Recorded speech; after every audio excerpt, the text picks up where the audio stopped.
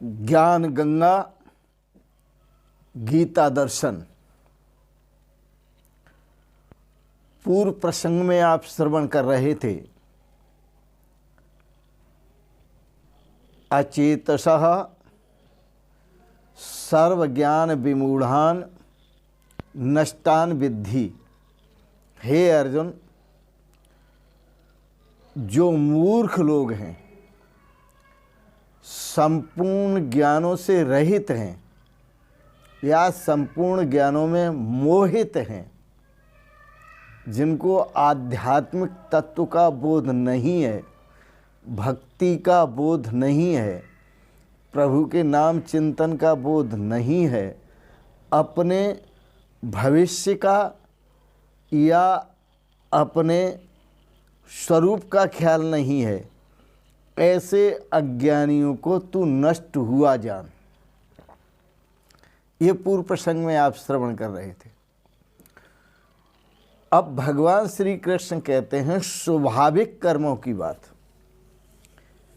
कि प्रत्येक प्राणी, प्रत्येक मनुष्य अपने स्वभाव के अनुसार कर्म करता है। सदृशं चेष्टते स्वस्या प्रकृतिर्ज्ञानवानपि प्रकृतिं यान्ति भूतानि निग्रह किं करिष्यति। गीता दर्शन तृतीय अध्याय श्लोक 33 और 34। भगवान श्री कृष्ण कहते हैं भूतानि प्रकृतिम यान्ति। जितने भी भूत प्राणी हैं वो सब अपनी अपनी प्रकृति के अनुसार वशीभूत हैं, अपनी अपनी प्रकृति के वशीभूत हैं। ज्ञानवान अपि, सभी प्राणी तो हैं ही वशीभूत, सभी मनुष्य तो हैं ही वशीभूत, लेकिन ज्ञानवान अपि, जो ज्ञानी हैं वो भी अपनी प्रकृति के वशीभूत हैं। स्वस्याः प्रकृते सदृशं चेष्टते। हर मानव अपनी प्रकृति के अनुसार, अपने स्वभाव के अनुसार बरतता है। ज्ञानी अपने स्वभाव के अनुसार बरतता है, अज्ञानी प्रकृति प्रधान भोगों में बरतता है। ज्ञानी स्वरूप प्रधान ब्रह्म में रमण करता है।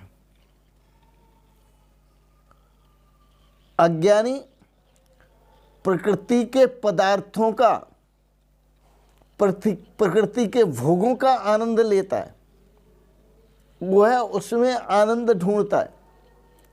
और ज्ञानी अपने स्वरूप में आनंदित होता है, ब्रह्मानंद स्वरूप में, ब्रह्मात्मक के स्वरूप में आनंदित होता है।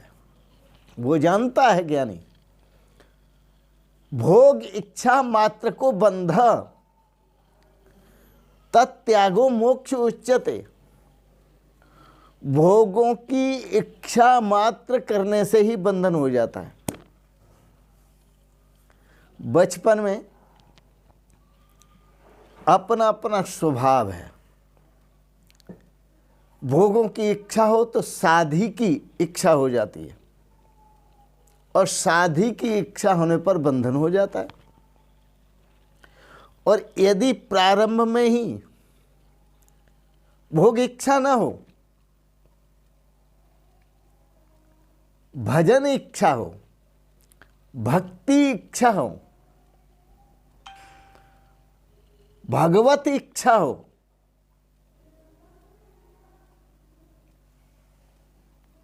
तो भोग इच्छा दरकिनार हो जाती है।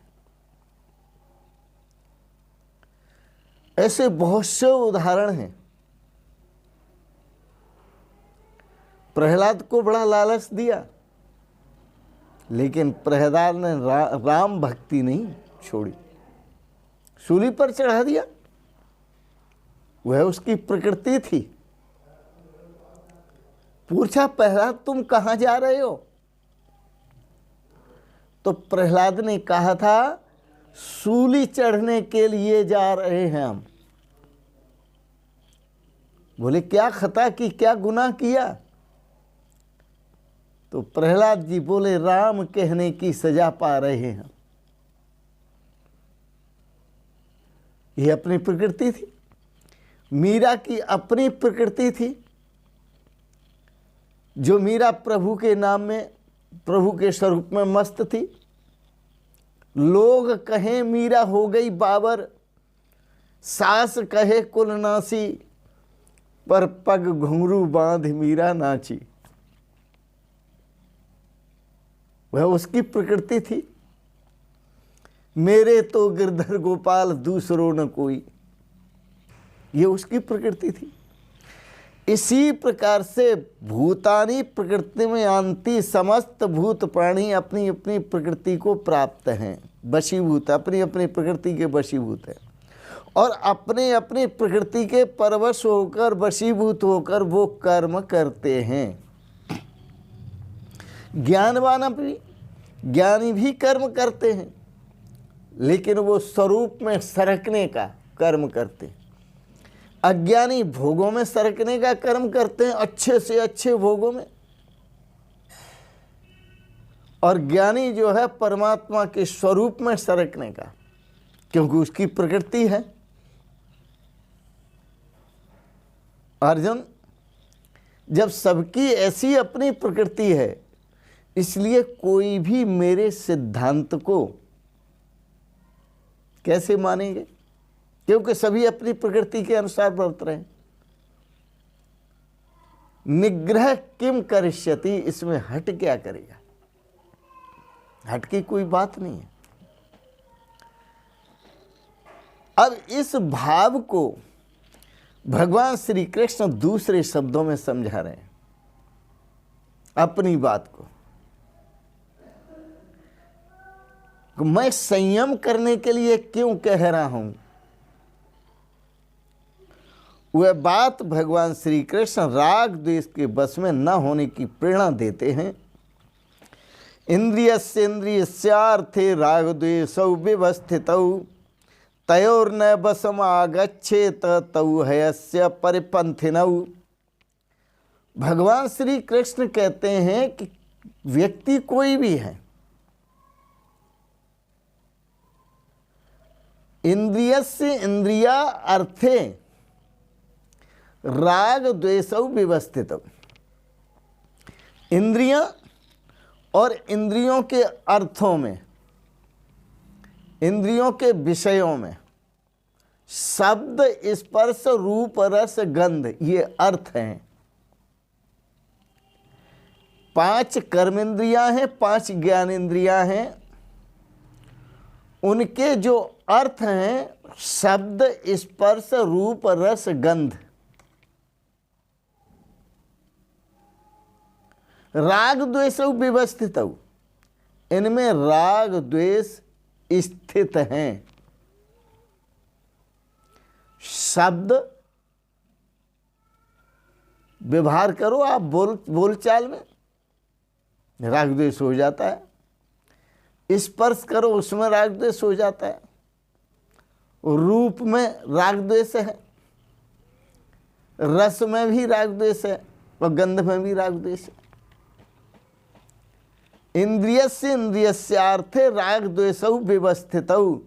इंद्रियां और इंद्रियों के अर्थ में, प्रत्येक इंद्रिय के विषय में, भोग में राग और द्वेष छिपे हुए हैं, ऐसा समझिए। प्रत्येक इंद्रिय के भोग में, विषय में, भोग में राग द्वेष छुपे हुए हैं, भगवान कहते हैं।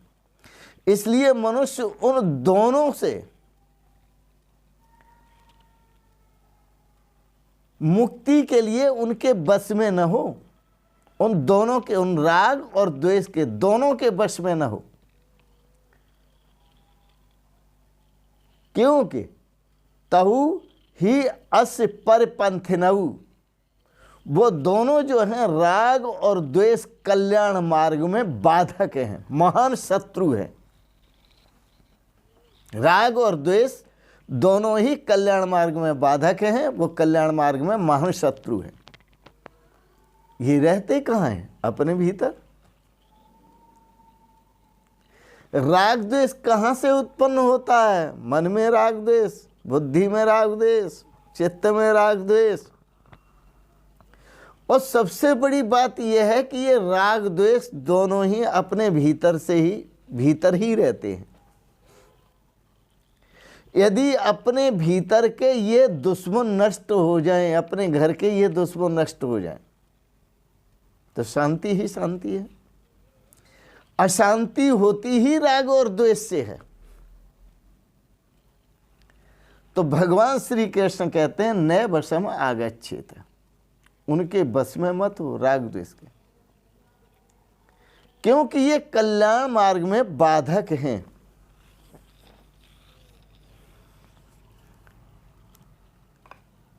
इसलिए राग द्वेष के बस में नहीं होना चाहिए। यदि जीवन जीना है भक्तिमय, तो मीरा के आदर्शों का अनुकरण करो, सबरी के आदर्शों का अनुकरण करो,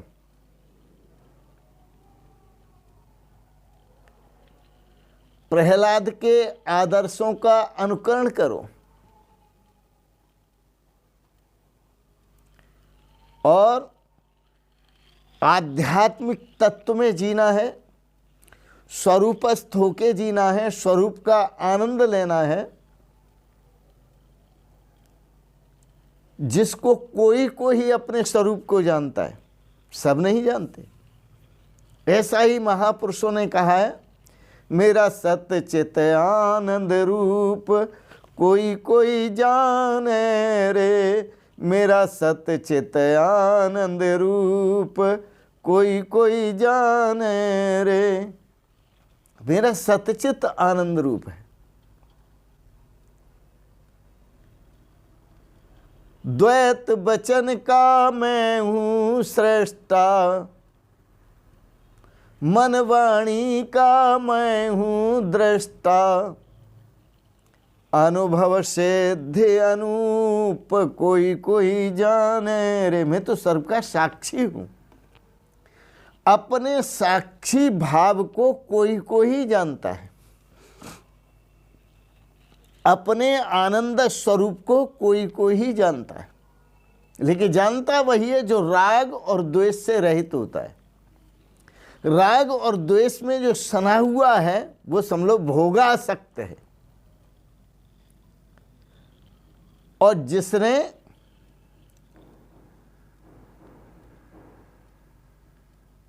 जो राग द्वेष में सना हुआ है वो बंधन में है, भोगासक्त है।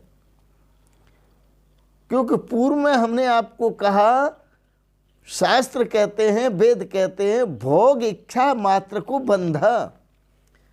भोगों की इच्छा हुई और समझो बंधन का जन्म हो गया। तत्यागो मोक्ष उच्यते, उसका त्याग करना ही मोक्ष है। यदि भोग इच्छा हुई, वहां बंधन भी हो गया, राग द्वेष भी हो गया, जीवन नरक बन गया। तत्यागो, और भोगों की इच्छा त्याग दी तो मोक्ष उच्यते, भोगों से भी मुक्त और राग द्वेष से भी मुक्त और अपने स्वरूप से युक्त, अपने स्वरूप में सर को। आत्मैव इदं सर्वं ब्रह्म ही इदं सर्वं अहमेव इदं सर्वं वासुदेवम इदं सर्वं नारायण इदं सर्वं। अपने आत्म स्वरूप में समझो, अहमेव इदं सर्वं, अहम ब्रह्म अस्मि। क्या बात! इसमें जो आनंद है वो कहीं भी नहीं है। और इस स्वरूप की स्थिति को प्राप्त करने के बाद ही जो लबालब हृदय आनंद से भरा हुआ है उसको बांटा जा सकता है। और ये बांटने पर कभी खत्म नहीं होता। इसलिए संत अपने ज्ञान को देते रहते हैं, उनका ज्ञान बढ़ता रहता है, वृद्धि को प्राप्त होता रहता है। संसार के भोग और वस्तुएं, पद पदार्थ आदि उनको बांटने लगो तो बांटते बांटते खत्म होते हैं, कम हो जाते हैं, घट जाते हैं, खत्म हो जाते हैं। लेकिन यह आनंद, परमात्मा का नाम, परमात्मा की भक्ति, चाहे जितनी बांटते रहो कभी खत्म नहीं होती। इसलिए भगवान श्री कृष्ण कहते हैं यदि कल्याण मार्ग में चलना है तो राग द्वेष से रहित होकर के चलना है, राग और द्वेष से मुक्त होना है। और राग द्वेष से मुक्त होने के लिए इंद्रिय और इंद्रियों के अर्थों से, भोगों से मुक्त होना है। इसलिए जहाँ संयम है, जहाँ साधना है, वहाँ सिद्धि है। जहाँ संयम नहीं है वहाँ सिद्धि नहीं है। संयम बहुत जरूरी है। मीरा ने अपने पर संयम किया। कोई कुछ कहे, कोई कछु कहे मन लागा रे, हंस की चाल को हंस ही जाने, क्या जाने कोई कागा रे, कोई कछु कहे मन लागा रे। यानी अपने स्वरूप में स्थित रहते हैं, राग द्वेष से रहित रहते हैं। तो आप भी भक्ति करें तो ऐसी करें जिसमें राग द्वेष से रहित होकर भक्ति करें। स्वरूप की स्थिति प्राप्त करें तो वो राग द्वेष से रहित। इसी में आनंद है, इसी में प्रेम है, इसी में रस है। क्योंकि भगवान श्री कृष्ण ने सीधा कहा जही शत्रु महाबाहु। ये राग द्वेष भी बहुत भयंकर शत्रु है। हे अर्जुन, इन शत्रुओं को मार, इन शत्रुओं को जीत। इन शब्दों के साथ ही आज वाणी को यहीं विराम देंगे। आपने बड़े प्रेम और श्रद्धा से गीता पर दार्शनिक विचारों को श्रवण किया, इसके लिए बहुत बहुत अनुग्रहित हैं। एक बात जरूर कहेंगे, ओम सर्वे भवन्तु सुखिनः, सर्वे सन्तु निरामयाः, सर्वे भद्राणि पश्यन्तु, मां कश्चित् दुःख भाग् भवेत्। ओम शांति शांति शांति। गीता पर आपने दार्शनिक विचारों को श्रवण किया, आपको अच्छा लगे इनको सब्सक्राइब करें, लाइक करें और शेयर करें। इन शब्दों के साथ ही आप सबको सादर प्रणाम करते हुए शिवोहम शिवोहम शिवोहम शिवोहम।